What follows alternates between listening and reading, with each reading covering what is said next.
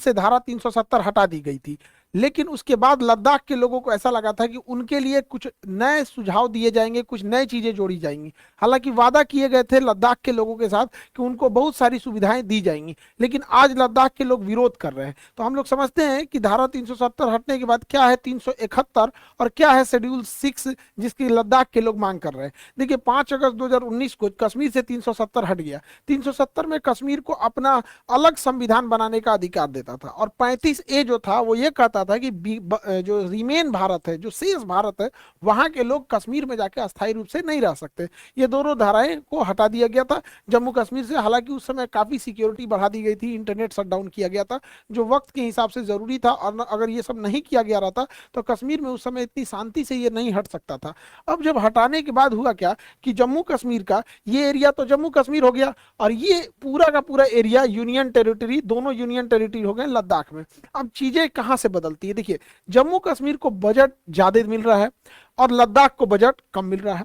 इसके अलावे जम्मू कश्मीर में जो भी जॉब है, जम्मू कश्मीर में जॉब ज्यादा है, इंस्टीट्यूशन ज्यादा है, मेडिकल स्कूल ज्यादा है, इंजीनियरिंग कॉलेज ज्यादा है। लद्दाख में इस सब की मात्रा एकदम ही कम है।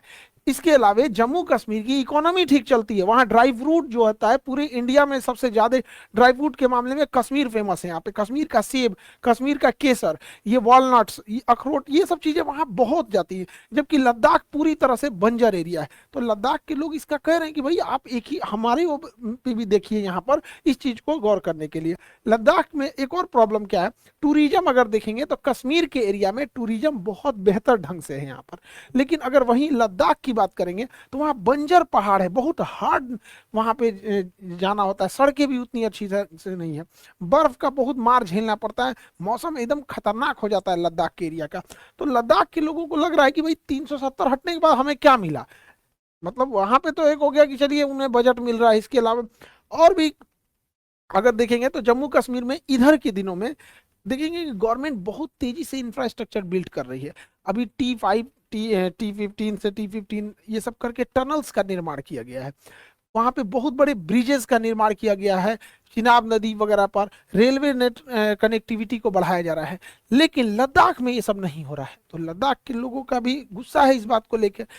और सबसे बड़ा क्या हुआ, जब 2019 में 5 अगस्त 2019 को जब कश्मीर को दो भागों में तोड़ा गया तो कहा गया कि ये भी यूनियन टेरिटरी रहेगा और ये भी यूटी रहेगा, यूनियन टेरिटरी। लेकिन जम्मू कश्मीर के यूनियन टेरिटरी को इन्होंने विधानसभा दे दिया, और विधानसभा देने की वजह से कि जम्मू कश्मीर पर केंद्र सरकार का 100% कंट्रोल नहीं रहेगा, बल्कि बड़े बड़े मुद्दों पर कंट्रोल रहेगा। और मीडियम और छोटे लेवल के लिए जम्मू कश्मीर विधानसभा बना दी गई ताकि यहाँ के लोग चुनेंगे और यहाँ के लोग अधिकारियों पर अपना कंट्रोल रखेंगे, जबकि लद्दाख को यूनियन टेरिटरी में विधानसभा का दर्जा नहीं दिया गया। अब जब विधानसभा का दर्जा नहीं दिया जाएगा तो जम्मू कश्मीर को तो अपने लीडर्स मिलेंगे जो इनकी बातों को विधानसभा तक ले जाएंगे, और विधानसभा एक पावरफुल चीज होती है, यहाँ कोई भी बात बोलेंगे रिकॉर्ड होता है, उस पर जवाब देना होता है, क्या प्रोग्रेस हुआ क्या प्रोग्रेस नहीं हुआ। जबकि अगर आप लद्दाख को देखिएगा तो यहाँ यूनियन टेरिटरी नहीं है, तो वहाँ ब्यूरोक्रेसी आ जाएगी। अब ब्यूरोक्रेसी में अधिकारियों का शासन होता है, वो किसी के प्रति जवाबदेह नहीं होते हैं, जनता के प्रति तो जवाबदेह बिल्कुल नहीं होते हैं। आपको याद होगा दिल्ली